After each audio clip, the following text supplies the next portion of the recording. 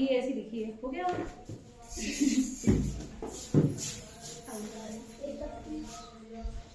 आज हम पढ़ने वाले हैं ज्योग्राफी का चैप्टर 5, जिसका नाम है वायुमंडल। वायुमंडल क्या होता है? हमारी पृथ्वी के चारों ओर कई सारी गैसों का घेरा है। हमारी पृथ्वी को चारों ओर से कई सारी जो गैसेस हैं वो घेरे हुए हैं, एक आवरण बनाए हुए हैं, उसे हम कहते हैं वायुमंडल, इंग्लिश में एटमॉस्फेयर। वायुमंडल के बारे में हम पूरा डीपली डिस्कस करेंगे। सबसे पहले बेटा, जो वायुमंडल की परत है, मान लीजिए हमारी पृथ्वी है, उसके चारों तरफ गैसों का इस तरह से घेरा है, तो ये जो पूरी जो परत हो गई वायुमंडल की, उसमें जो उसकी ऊपरी परत है, अगर हम उसे स्टडी करना चाहें तो उसे वायु विज्ञान कहेंगे, एरोलॉजी। और अगर वायुमंडल की निचली परत को अगर हम स्टडी यानी उसके बारे में पढ़ना चाहें तो उसे हम ऋतु विज्ञान या मेट्रोलॉजी कहेंगे। ये हो गया बेसिक कंसेप्ट। अब वायुमंडल, जैसा कि मैंने आपको बताया, कई सारी गैसों से मिलकर बना है, कई सारी गैसें हैं उसमें। सबसे ज्यादा जो अमाउंट ऑफ गैस है वो है नाइट्रोजन 78%, ऑक्सीजन 21%, कुछ मात्रा में CO2 यानी कार्बन डाइऑक्साइड है, और ओजोन भी है। ओजोन जो है वो एक प्रकार की ऑक्सीजन का ही रूप है, वो हम आगे डिस्कस करेंगे। सबसे पहले नाइट्रोजन 78% मिलती है हमारे वायुमंडल में। इसकी क्या इंपॉर्टेंस है? ये इतनी सारी है तो ये ही इतनी सारी क्यों है, इसका क्या फायदा है? देखिए बेटा, नाइट्रोजन का सबसे पहला फायदा है कि नाइट्रोजन की अधिकता की वजह से हमारे पृथ्वी पर अगर कहीं आग लग जाए तो वो एकदम से भयावह रूप नहीं लेती, एकदम से बहुत जल्दी नहीं जलती है कोई भी चीज, वो कंट्रोल करती है कंबंशन को, यानी किसी भी चीज के जलने को नाइट्रोजन कंट्रोल करती है। और जलने में सहायक कौन सी गैस है? ऑक्सीजन। यस, ऑक्सीजन जलने में सहायक है। यानी अगर ऑक्सीजन ज्यादा होती तो अगर कहीं आग लग गई होती तो आसानी से वो आग जो है बढ़ जाती ना, रुकती नहीं, कंट्रोल नहीं होती, फैलने लगती वो आग। तो नाइट्रोजन अधिक है, इसीलिए आग जो है अगर कहीं लगी हुई है तो वो कंट्रोल हो जाती है। पहली बात ये इसका यूज हो गया। दूसरा, नाइट्रोजन जो है वो किसी भी जीव का विकास करने के लिए रिस्पॉन्सिबल है, यानी कि नाइट्रोजन की उपस्थिति की वजह से किसी भी जीव का विकास होता है। नाइट्रोजन जो है वो पौधों में प्रोटीन बनाने में भी सहायक होती है, पौधे इसी की हेल्प से प्रोटीन बनाते हैं, और वो प्रोटीन हमारे भी विकास में सहायक होती है, क्योंकि हम लोग भी तो पौधों से ही भोजन ले रहे हैं। अगली गैस है ऑक्सीजन। ऑक्सीजन अभी हमने डिस्कस किया, जलने में सहायक है, और श्वसन क्रिया भी हम ऑक्सीजन की वजह से कर रहे हैं। अगर ऑक्सीजन गैस नहीं होती तो क्या हम श्वसन कर पाते? नहीं। श्वसन का क्या इंपॉर्टेंस है कि जो भी हमने भोजन किया उससे ऊर्जा कब निकलेगी? जब श्वसन होगा। तो ये ऑक्सीजन जो है वो श्वसन में सहायक है। CO2 एक भारी गैस है, और CO2 का एक यूज बताओ कोई जल्दी से। प्रकाश संश्लेषण करने में सहायक है। ये मतलब इसकी प्रेजेंस से नहीं, इसकी उपस्थिति में ही तो भोजन बनाते हैं पौधे। अगर कार्बन डाइऑक्साइड नहीं होगी तो पौधे भोजन नहीं बना पाएंगे।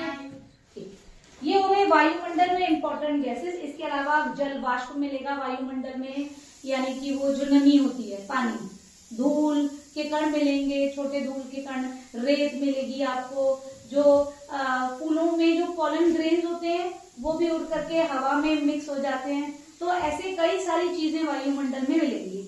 दोबारा, nitrogen gas, oxygen gas, carbon dioxide, ozone की कुछ परत, जल वाष्प, धूल के कण, ये परागकण, ये सारी चीजें मिला करके वायुमंडल का निर्माण करती हैं।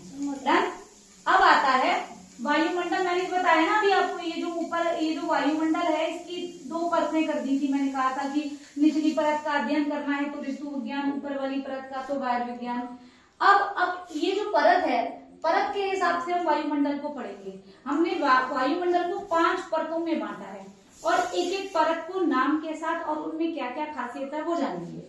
वायुमंडल की सबसे पहली परत है क्षोभ मंडल, जिसको अंग्रेजी में ट्रोपोस्फियर कहते हैं। क्या कहते हैं? ट्रोपोस्फियर। अब मैं किलोमीटर के हिसाब से बताऊं तो धरातल से लेकर लगभग ये 15 किलोमीटर तक फैली हुई है। कौन सी? ट्रोपोस्फेयर। ठीक है, ध्रुव कहाँ है बेटा? ये हमारी अगर पृथ्वी है तो पृथ्वी पर इस जगह को हम क्या कहते हैं? ध्रुव, और इसको मध्य रेखा। तो ये जो ट्रोपोस्फियर है, ये जो क्षोभ मंडल है, क्षोभ मंडल ध्रुवों पर तो लगभग 8 किलोमीटर तक है, लेकिन विषुवत रेखा पर ये लगभग 18 किलोमीटर की ऊंचाई तक है। यानी कि मैं ये बोलूं कि ध्रुवों पर इसकी ऊंचाई, किसकी? क्षोभ मंडल की, वो कम है और भूमध्य रेखा पर ज्यादा है। बेटा ये जो क्षोभ मंडल है सबसे घनी परत है। कितनी परतें बताई मैंने? 5। सबसे घनी परत है, और जितनी भी ये मौसम की जितनी भी घटनाएं होती हैं, जैसे बारिश पड़ना, ओले पड़ना, कोहरा होना, ये सारे के सारे इसी क्षोभ मंडल में होते हैं। ठीक, क्षोभ मंडल की एक और खासियत जान लो कि जैसे जैसे आप क्षोभ मंडल में ऊपर की तरफ जाओगे, जो आपका तापमान है, जैसे आप 1 किलोमीटर ऊपर गए क्षोभ मंडल में, अभी आप यहाँ से 1 किलोमीटर ऊपर गए, तो जो तापमान है उसमें 6.5 डिग्री सेल्सियस की गिरावट ऊपर जाने पर आती जाएगी। यानी अभी हमने ये जाना कि जैसे जैसे हम वायुमंडल में ऊपर की ओर जाएंगे, वायुमंडल में गिरावट आती जाएगी। ठीक है, हर 1 किलोमीटर में कितना तापमान कम हो जाएगा? 6.5 डिग्री सेल्सियस के लगभग हर 1 किलोमीटर में तापमान कम होता जाएगा। देखा ना, हिमालय पर्वत पर आपने देखा होगा फोटोज में, ऊपर वो सफेद सफेद सा उसकी टोपी सी रहती है, मतलब बर्फ जमी रहती है हिमालय की चोटियों पर, क्योंकि वो ऊंचाई पर है। यानी अगर आप ऊंचाई पर जाओगे तो आपको मौसम कैसा रहेगा? ठंडा या गर्म? ठंडा। ठीक है, तो क्षोभ मंडल में हर 1 किलोमीटर अगर आप ऊपर जा रहे हो तो तापमान में 6.5 डिग्री सेल्सियस गिरावट आएगी। क्षोभ मंडल ध्रुवों पर, क्षोभ मंडल की जो ऊंचाई है ध्रुवों पर कम है और भूमध्य रेखा पर ज्यादा। ये हो गया आपका क्षोभ मंडल। क्षोभ मंडल के बारे में इन सबसे इम्पोर्टेंट चीज यही है कि सारी की सारी जो मौसम की घटनाएं हैं वो सब क्षोभ मंडल में होती हैं। डन है ये? अगला वाला जो लेयर है वायुमंडल का वो है समताप मंडल, जिसे अंग्रेजी में कहते हैं स्ट्रेटोस्फेयर।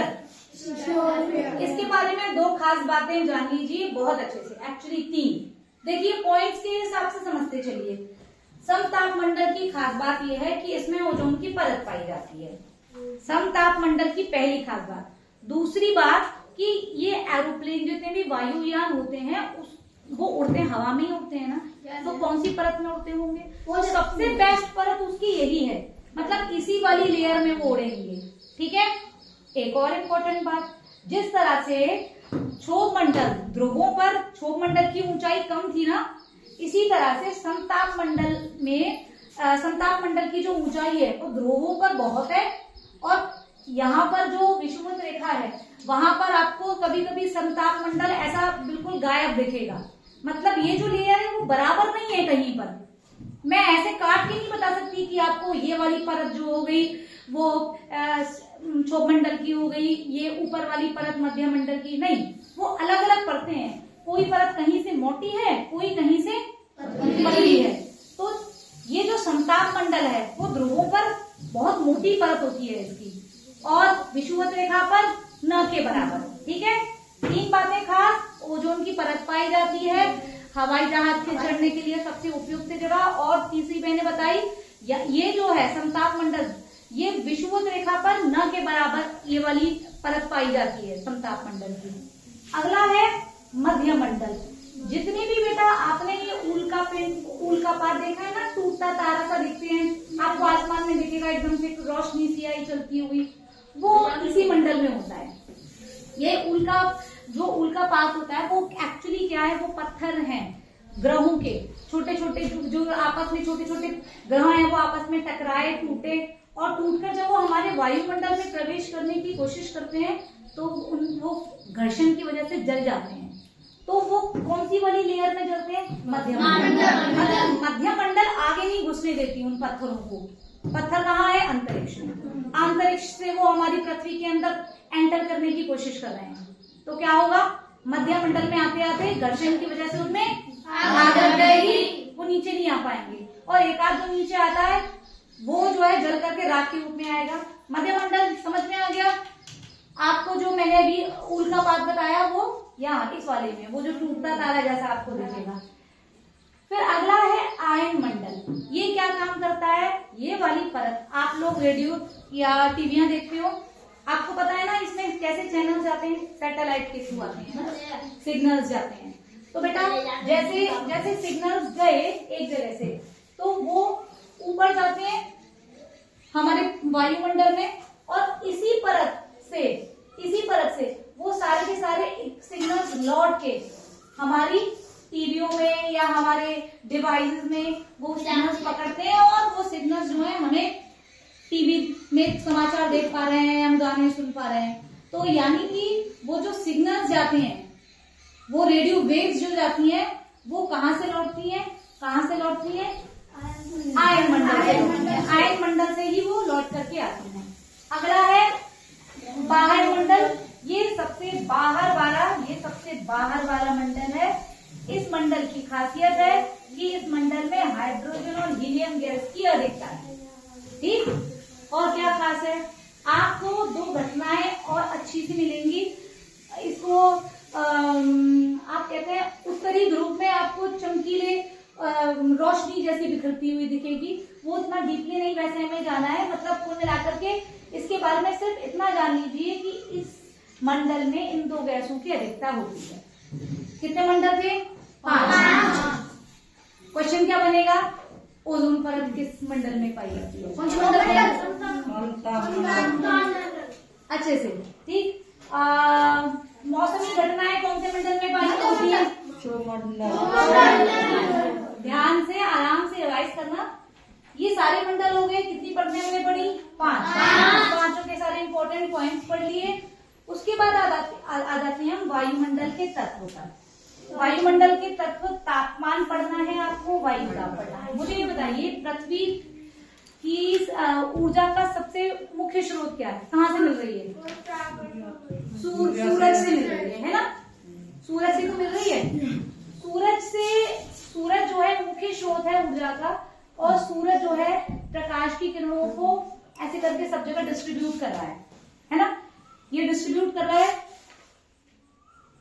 इसकी जो किरणें वो जहां भी पड़ रही है वहां पर ऊर्जा मिल रही है। इसको कहते हैं सौर विकिरण, यानी कि सूरज की ऊर्जा या प्रकाश हमें किस रूप में मिल रहा है? सौर विकिरण के कारण। और मान लीजिए ये हमारी पृथ्वी पर आ गया, ये हमारी पृथ्वी है, यहाँ पर इसकी किरणें पृथ्वी पर आई और पृथ्वी को उसका प्रकाश मिला, ऊर्जा मिली। सूरज के प्रकाश से पौधे अपना खाना बनाते हैं, पता है ना?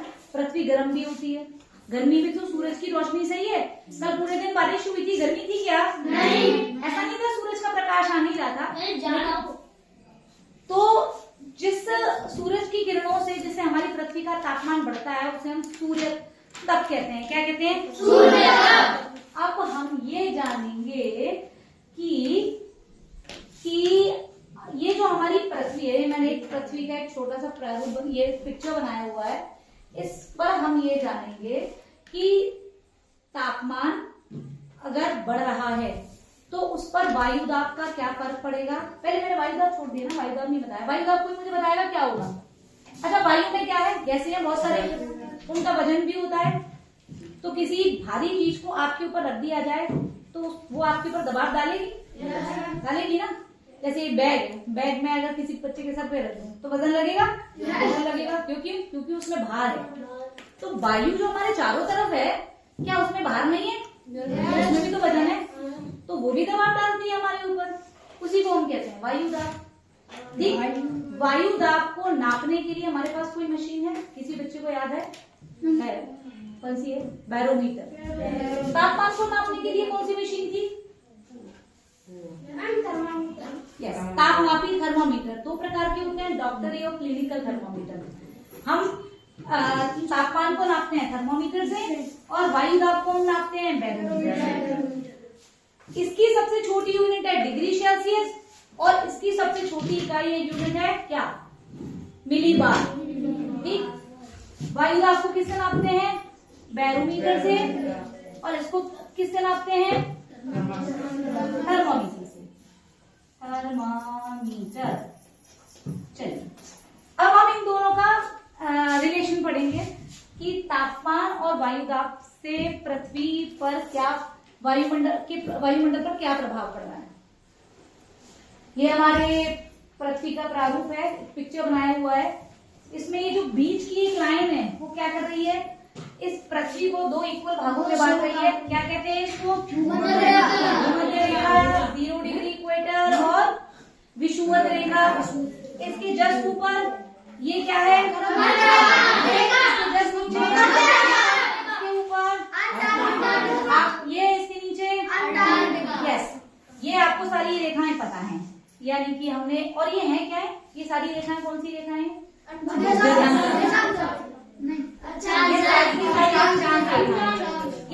ये क्या होती है? ये काल्पनिक रेखाएं हैं जो हमने कहा से पूर्व से पश्चिम की ओर खींची गई हैं, और ये वृत्त के आकार की हैं जो ऊपर की ओर जाती है तो क्या होती जाती है?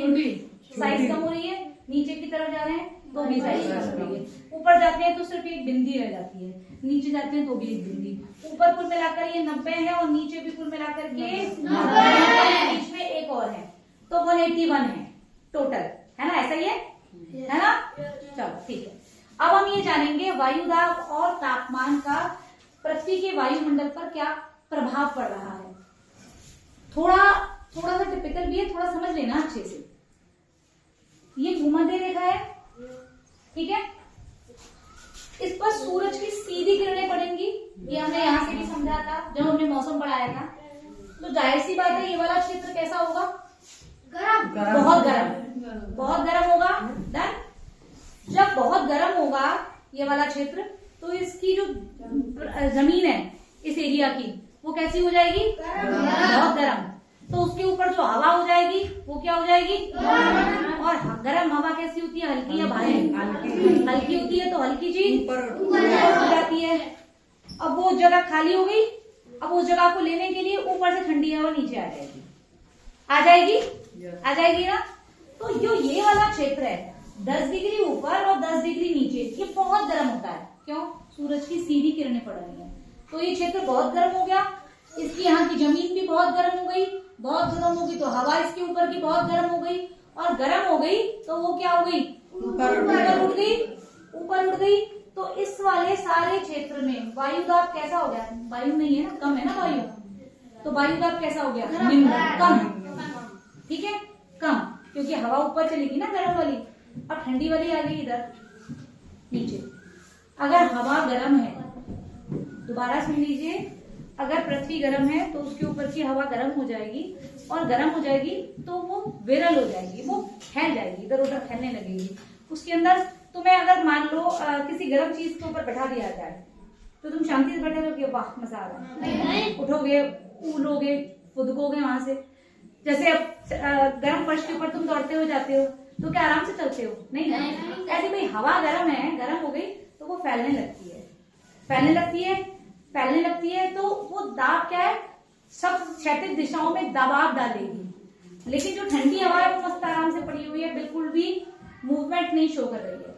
तो अभी आपको मैंने बताया कि ये वाला हिस्सा बहुत गर्म हो चुका है, और इस हिस्से की सारी हवा गर्म कहाँ चली गई है? ऊपर चली गई है, इधर से नीचे चली गई है। अब ये वाला हिस्सा जो है गर्म है बहुत, और हवा गर्म होकर के ऊपर वाले क्षेत्र में चली गई है।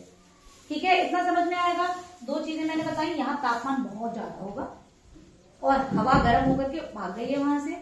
तो जब हवा चली गई है गर्म, और उसकी जगह किसने ले ली है? ठंडी हवा ने। मतलब ऊपर से थोड़ी ठंडी हवा नीचे की तरफ आ जाएगी। तो इस एरिया में तापमान ज्यादा होगा और वायुदाब जो होगा वो कम होगा। वायुदाब कैसा होगा?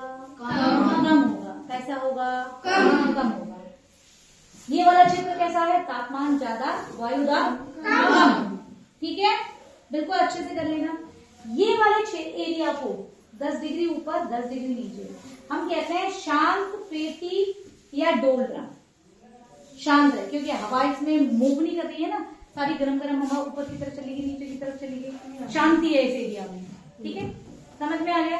अब इसे ऊपर वाले क्षेत्र में आ जाओ, 30 डिग्री ऊपर, यहाँ से 30 डिग्री नीचे। ये वाला क्षेत्र कहलाता है उपोष्ण उच्च वायुदाब पेटी। अब देखो बेटा, ये थोड़ा ही तो ऊपर है इससे, तो ये गर्म तो है, ज्यादा दूर तो है नहीं, ये भी गर्म है। और हवा सारी की सारी गर्म भी इधर आ गई है। यहाँ पहले से गर्मी थी और गर्म हवा भी आ गई, और गर्म हवा जो होगी वो उच्च वायु दाब शो करती है। कैसा? उच्च वायु दाब। तो यहाँ पर तापमान भी ज्यादा है। तापमान कैसा है? ज्यादा। वायु दाब कैसा है? ज्यादा, क्योंकि नीचे से आ गई है ना, नीचे से भी हवा आ गई है। वायु दाब कैसा है? ज्यादा। बीच में क्या था? तापमान ज्यादा और वायु दाब कम। तापमान ज्यादा और वायु दाब कम। वायु दाब कम था। अब ये वाले हिस्से में समझ में आया। अब इससे ऊपर वाला जो हिस्सा है उसे कहते हैं उपध्रुवीय, यानी वो ध्रुवों के पास है, इसलिए उपध्रुवीय निम्न वायु दाब कहती है। इसको समझ लो अच्छे से। पृथ्वी अपनी जगह पर घूम रही है ना, और उसकी कॉन्टिन्यूसली घूमने की वजह से ये वाला जो एरिया होता है, इस वाले एरिया की सारी जो हवा है वो सारी की सारी हवा इधर ही आ जाएगी चल के, और इधर ही आ जाएगी। और ये बर्फीला एरिया है, ये दोनों जो क्षेत्र होते हैं उसमें क्या है? ठंडा एरिया है, ये बर्फ ज्यादा है, तो ये ठंडे एरिया के पास भी ज्यादा है, तो यहाँ पर तापमान होता है कम। तापमान होता है कम, और सारी की सारी हवा मूव करके इधर आ जाती है और कुछ इधर चली जाती है, इसलिए यहाँ वायु दाब हो जाता है ज्यादा। और सबसे ऊपर ध्रुवों पर यहाँ पर तापमान कैसा होता है? ठंडा, बहुत ठंडा है ना, ठंडा रहता है। तापमान तो कम रहता ही रहता है। और हवा कैसी होगी? ठंडी होगी यार। तो ठंडी होगी तो वायु दाब कैसा हो जाएगा? ठंडा, कम। ठंडी हवा, वायु दाब कम। ठीक। अब इधर देखिए, यहाँ वायु दाब कैसा है? कम। फिर कैसा है? ज्यादा। फिर ज्यादा। यहाँ पर कम है, गलती से लिख दिया है मैंने। वायु दाब है कम, फिर है ज्यादा। तो आप ये देखिए, ये सिर्फ वो बन गया, क्रम बन गया। बीच वाले क्षेत्र में वायु दाब कम है, फिर ज्यादा है, फिर कम है, फिर ज्यादा है। तापमान देखो, तापमान यहाँ ज्यादा है, यहाँ भी ज्यादा रहेगा, और ऊपर दोनों तरफ तापमान कम रहेगा। अब एक और चीज जान लो, तापमान और वायु दाब में सीधा संबंध नहीं होता, इनवर्सली प्रोपोर्शनल होते हैं ये एक दूसरे के। अगर तापमान ज्यादा होगा तो वायु दाब हमेशा कम माना जाएगा, यानी तापमान ज्यादा है तो बैरोमीटर की रीडिंग हमेशा कम आएगी, या वायु दाब ज्यादा है तो तापमान हमेशा कम आएगा। लेकिन इस वाले क्षेत्र में आपने समझना पड़ेगा ये यहाँ उल्टा क्यों है। यहाँ उल्टा क्यों है इसका कारण जान लीजिए। यहाँ पर तापमान ज्यादा है, वायु दाब क्यों ज्यादा है? क्योंकि सारी की सारी हवा जो है यहाँ चली आ रही है, गर्म हवा यहाँ चली आई है, तो इस वाले क्षेत्र का तापमान कैसा है? ज्यादा है। ठीक है, ये रिवीजन करेंगे भी और अच्छे से आ जाएगा।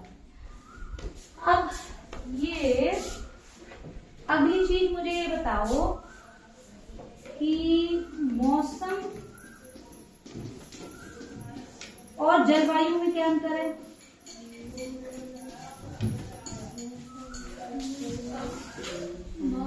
कल मौसम कैसा था? ठंडा है, गर्म है ना, थोड़ा पता है दिन बदल रहा है, ये तो 24 घंटे में बदल गया। तो जो 24 घंटे में बदल जाए, कि जो ऐसी घटना है जैसी आज बहुत तेज गर्मी हो रही है और कल बारिश पड़ जाए, एकदम से ठंडक हो जाए, ऐसे में हम उसे कहेंगे मौसम। और जो 6-6 महीने सेम चले, मतलब कि अभी हमें कॉटन के कपड़े ही पहनने पड़ेंगे 6 महीने, चाहे अब ऐसा नहीं स्वेटर पहन लोगे क्या, कल बर्फ पड़ेगी तो नहीं पहनोगे ना, तो नहीं पहन पाओगे। अगर तुम पहन लोगे तो मैं अभी लाके दे रही हूँ, वो पहन के रखना, उतारना नहीं। जलवायु वो होती है जो 6-6 महीने 3-3 महीने सेम रहे, और जो प्रतिदिन बदले, 24 घंटे में बदल जाए, सुबह से शाम में बदल जाए, वो क्या है? मौसम। ठीक है, डन।